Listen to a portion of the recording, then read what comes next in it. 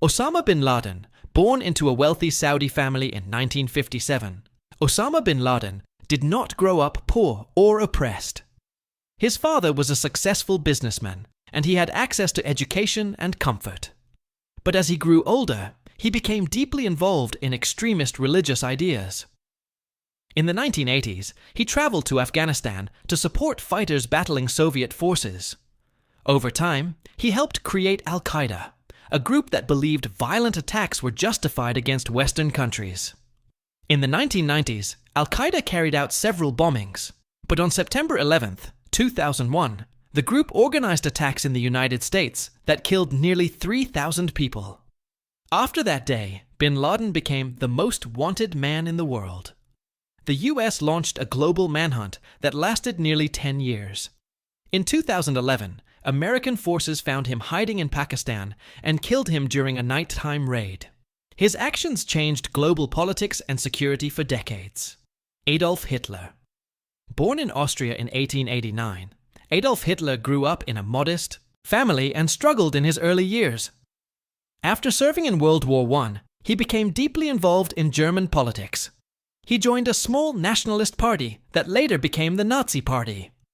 Using powerful speeches and propaganda, he gained support by promising to restore Germany's strength after its defeat in the war. In 1933, Hitler became Chancellor of Germany. Over time, he established a dictatorship, silencing opponents and controlling the country.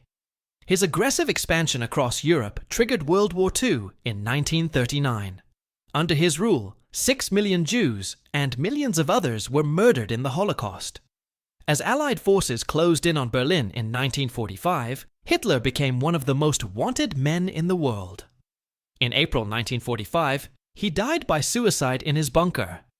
His actions left Europe devastated and changed global history forever. Pablo Escobar. Born in Colombia in 1949, Pablo Escobar grew up in a working-class family and entered crime at a young age. By the 1980s, he had built the powerful Medellin cartel, controlling much of the world's cocaine trade. At the height of his power, his network was smuggling tons of cocaine into the United States, earning billions of dollars. Escobar used his wealth to build homes, soccer fields, and neighborhoods for the poor, which earned him local support.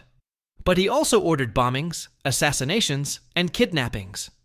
Judges, police officers, journalists, and politicians were targeted. Colombia entered a period of violence and fear. As pressure from Colombian and U.S. authorities increased, Escobar became one of the most wanted criminals in the world. After years on the run, he was tracked down and killed by Colombian forces in 1993. His death weakened the cartel, but the drug trade continued long after him. Joaquin El Chapo Guzman, born in rural Mexico in 1957, Joaquin Guzman, known as El Chapo, grew up in poverty before entering the drug trade. Over time, he rose through the ranks and became the leader of the powerful Sinaloa cartel. Under his control, the cartel smuggled massive amounts of cocaine, heroin, and methamphetamine into the United States and other countries. Guzman became famous not only for his wealth and power, but for his dramatic prison escapes. In 2001, he escaped from a Mexican prison, reportedly hidden in a laundry cart. After being captured again in 2014, he escaped once more through a mile-long tunnel dug beneath his cell. His repeated escapes embarrassed authorities and made him one of the most wanted men in the world. In 2016, he was captured again, extradited to the United States, and later sentenced to life in prison. Saddam Hussein, born in 1937 in a small village in Iraq, Saddam Hussein rose through the ranks of the Ba'ath Party and became president of Iraq in 1979. At first, he presented himself as a modernizing leader. But over time, his rule became marked by fear, repression, and violence.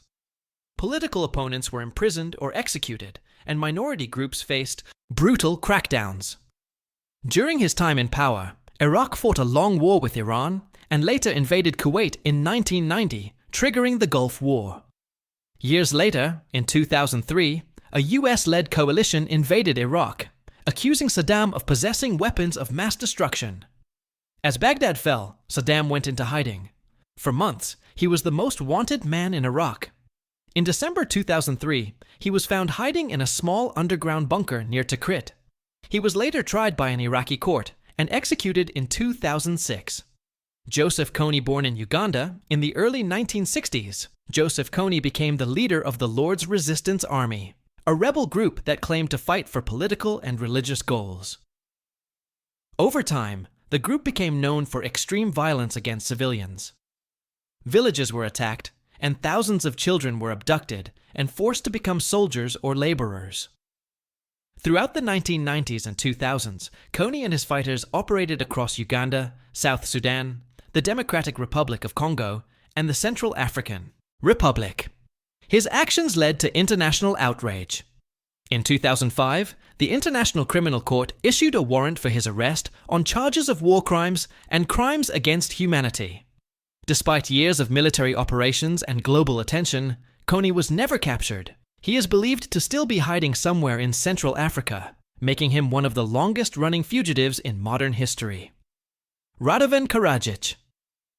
Born in 1945 in what was then Yugoslavia, Radovan Karadzic trained as a psychiatrist before entering politics. In the early 1990s, as Yugoslavia began to break apart, he became the political leader of Bosnian Serbs. During the Bosnian War, forces under his leadership carried out campaigns of ethnic cleansing against Bosniak Muslims and Croats. The most infamous event was the 1995 massacre in Srebrenica, where more than 8,000 Bosniak men and boys were killed. The violence shocked the world. In 1995, the International Criminal Tribunal for the former Yugoslavia indicted Karadzic for genocide and war crimes. For nearly 13 years, he avoided capture, living under a false identity and working quietly as a healer in Serbia. In 2008, he was finally arrested. In 2019, he was sentenced to life imprisonment for genocide, crimes against humanity, and war crimes. Slobodan Milosevic, born in 1941 in Serbia, Slobodan Milosevic rose through the ranks of the Communist Party and became president of Serbia in 1989. As Yugoslavia began to break apart in the 1990s, he played a central role in the wars that followed. His nationalist policies fueled conflicts in Croatia, Bosnia, and later Kosovo. During these wars, Serbian forces were accused of ethnic cleansing, mass killings, and forced deportations. In 1999, NATO launched airstrikes against Serbia during the Kosovo conflict. The following year, mass protests forced Milosevic from power. In 2001, he was arrested and handed over to the International Criminal Tribunal in The Hague. He became the first former head of state to be tried for war crimes by an international court. However, he died in his prison cell in 2006 before a verdict was reached, leaving the case unfinished. Al Capone, born in 1899 in Brooklyn, New York, Al Capone grew up in an immigrant neighborhood and entered organized crime as a teenager. During the Prohibition era in the 1920s, when alcohol was illegal in the United States, he built a powerful criminal empire in Chicago. His network controlled bootlegging, gambling, and prostitution, earning millions of dollars. Capone became known for his ruthless tactics. Rival gang members were eliminated, and violence on the streets increased. The most infamous event linked to his organization was the 1929 St. Valentine's Day Massacre, where 7 rival gang members were killed. For years, authorities struggled to convict him for violent crimes. But in 1931, the government charged him with tax evasion. He was found guilty and sentenced to prison. His downfall showed that even the most powerful criminals could eventually be brought to justice. Whitey Bulger. Born in 1929 in Boston, James Whitey Bulger became one of the most powerful crime bosses in the city. He led the Winter Hill Gang and was involved in drug trafficking, extortion, and multiple murders. For years, he managed to avoid serious prosecution because he secretly worked as an informant for the Federal Bureau of Investigation, providing information about rival gangs while continuing his own crimes. In 1994, when authorities prepared to indict him, Bulger disappeared. He became one of the FBI's most wanted fugitives.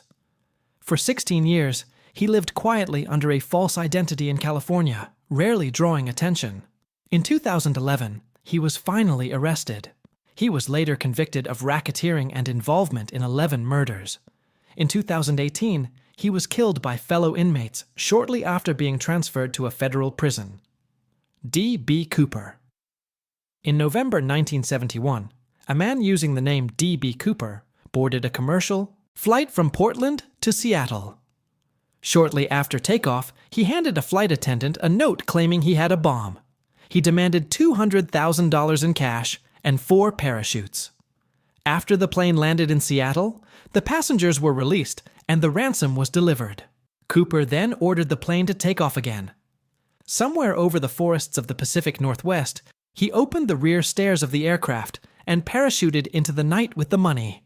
He was never seen again. Despite one of the largest investigations in FBI history, his true identity was never confirmed. In 2016, the case was officially suspended.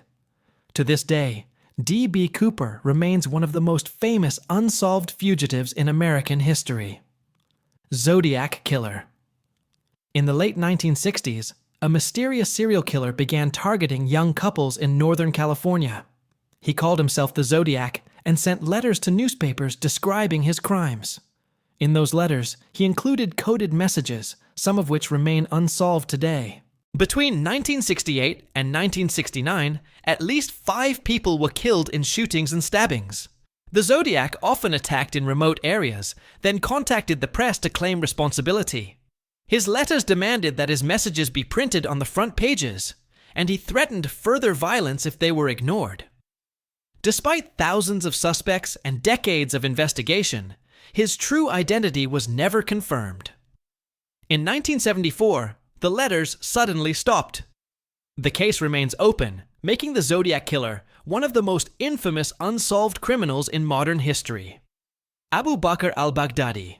Born in Iraq in 1971, Abu Bakr al-Baghdadi studied Islamic theology before becoming involved in militant groups after the U.S. invasion of Iraq in 2003.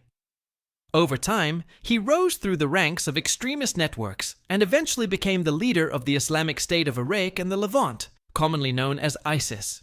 In 2014, he declared a so-called caliphate across parts of Iraq and Syria. Under his leadership, ISIS carried out mass executions, kidnappings, and attacks in multiple countries. The group controlled large territories at its peak, drawing fighters from around the world. As international forces pushed back, al-Baghdadi went into hiding. In October 2019, U.S. Special Operations Forces located him in northern Syria. During a raid, he detonated an explosive vest, killing himself. His death marked a major blow to ISIS, though extremist threats did not disappear entirely. James Earl Ray. Born in 1928 in Illinois, James Earl Ray had a long history of small crimes and prison sentences before 1968. On April 4, 1968, civil rights leader Martin Luther King Jr.